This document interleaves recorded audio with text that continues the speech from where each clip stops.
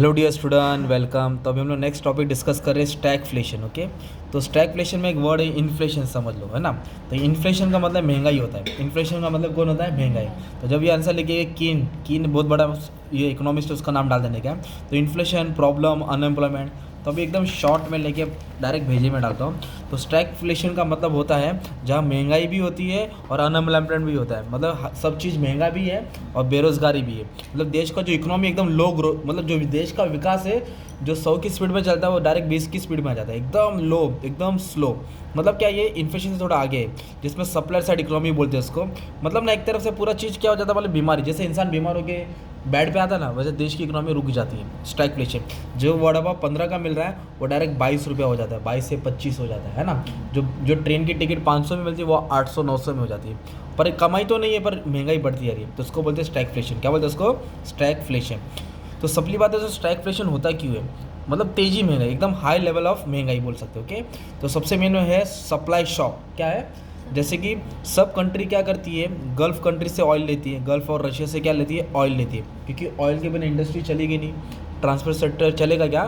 तो पूरे वर्ल्ड को किसकी ज़रूरत है? ऑयल की ज़रूरत है। जब उन लोग सप्लाई रोक देंगे, क्या रोक देंगे? सप्लाई रोक देंगे, मतलब उन लोग तेल सप्लाई करना बंद कर देंगे या रोक देंगे, बंद कर देंगे, तो फिर ऑयल नहीं रहेगा, तो ऑयल का डिमांड बढ़ जाएगा। तो सब कंट्री बोलेंगे मैं जहाँ 100 रुपये लीटर है भाई, तेरे को 150 देता हूँ, मेरे को 150 लीटर का दे।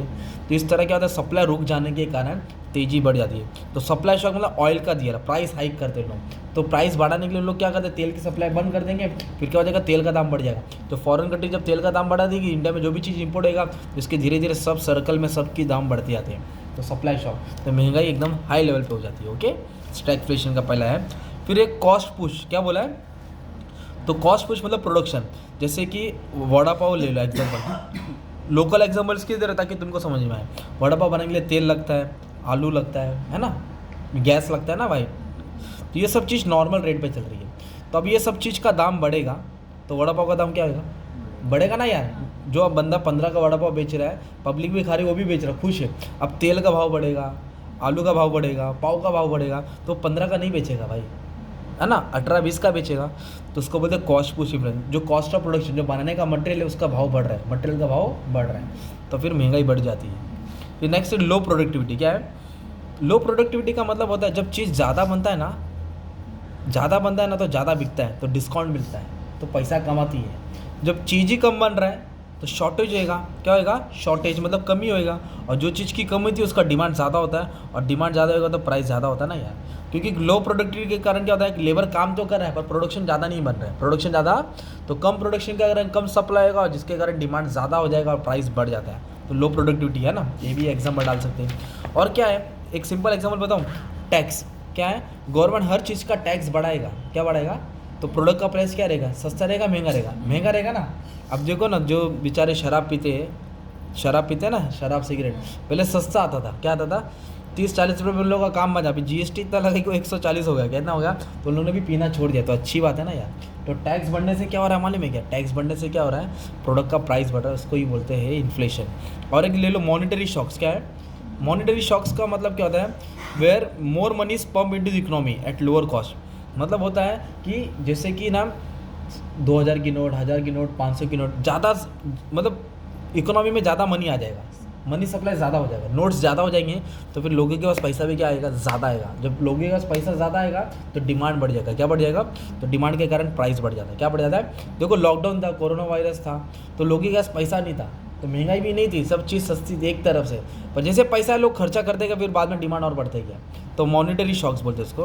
और डेफिसिट फाइनेंस का मतलब होता है कि गवर्नमेंट का रेवेन्यू होता है और गवर्नमेंट का एक्सपेंडिचर होता है। रेवेन्यू मतलब इनकम होता है। क्या होता है? तो जो गवर्नमेंट टैक्स कलेक्ट करता है, और एक्सपेंस मतलब गवर्नमेंट का खर्चा होता है। और डेफिसिट मतलब एक्सपेंस ज़्यादा रहेगा। क्या ज़्यादा रहेगा? तो जब गवर्नमेंट का एक्सपेंस ज़्यादा रहेगा तो डेफिसिट बजट बोलते हैं। तो government expenditure more than is revenue leads to more demand. तो गवर्नमेंट का जब खर्चा कम होता है, मतलब सॉरी, इनकम कम होएगा, खर्चा ज़्यादा होएगा, तो गवर्नमेंट अलग अलग चीज़ क्या करेगा? खर्चा करेगा, तो इससे लोग क्या करेंगे? हर चीज़ को खरीदेंगे, तो गवर्नमेंट हर चीज़ का प्राइस क्या कर देता है? बढ़ा देता है। अभी दिया है सोशल बेनिफिट। क्या दिया है? गवर्नमेंट क्या करता है? बेरोजगार लोग हैं उनको क्या दे रहा है? पैसा दे रहा है, राशन फ्री ऑफ गुड्स दे रहा है गरीब लोग को, फूड सिक्योरिटी दे रहा है, बेसिक एजुकेशन दे रहा है, मतलब सोशल बेनिफिट कर रहा है। क्या कर रहा है? फ्री में देना ना। तो गवर्नमेंट का उससे पैसा आ रहा है क्या? नहीं, तो इसका पैसा गवर्नमेंट दूसरी चीज़ें का प्राइस बढ़ा देता है। अगर इधर फ्री में दे रहा है तो दूसरी चीज़ का टैक्स जीएसटी लगा के प्राइस हाइक करके चीज़ बढ़ जाती है। तो फ्री में लेना मान लो तो बाद में चीज़ महंगाई होती है, इसलिए गवर्नमेंट को फ्री में भी नहीं देना चाहिए, कुछ प्राइस रखना चाहिए। पॉलिसी चेंज क्या है, देखो बार बार हर 5 साल में कुर्सी बदलती है, मिनिस्टर बदलता है, तो मिनिस्टर बदलेगा उसका दिमाग भी बदलेगा, तो रूल्स एंड रेगुलेशन चेंज होते रहेगा। तो rules and policy, income policy, अलग अलग पॉलिसी आती रहती है, जिसके कारण चेंजेस आते रहता है, फिर इस पर प्राइस पे इम्पैक्ट पड़ जाता है ना।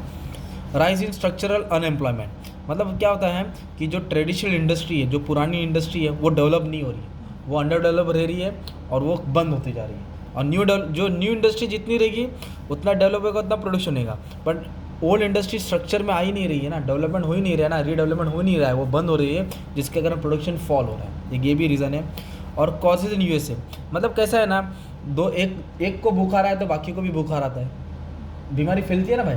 तो जैसे अमेरिका का मार्केट गिरता है, डॉलर का कुछ होता है, तो इंडियन इकोनॉमी पे भी इम्पैक्ट पड़ता है। अमेरिका वॉर करेगा तो इंडियन इकोनॉमी पे, मतलब पूरे वर्ल्ड मार्केट पे क्या पड़ता है, इम्पैक्ट पड़ता है। तो यूएस का क्या है, डॉलर है ना, तो डॉलर में अगर डिप्रेशन है, डॉलर गिरा मतलब वर्ल्ड मार्केट गिरता है, तो वर्ल्ड मार्केट गिरा मतलब सबका मार्केट गिरता है, और डॉलर उड़ता है, अमेरिका उड़ता है, मतलब सब उड़ता है।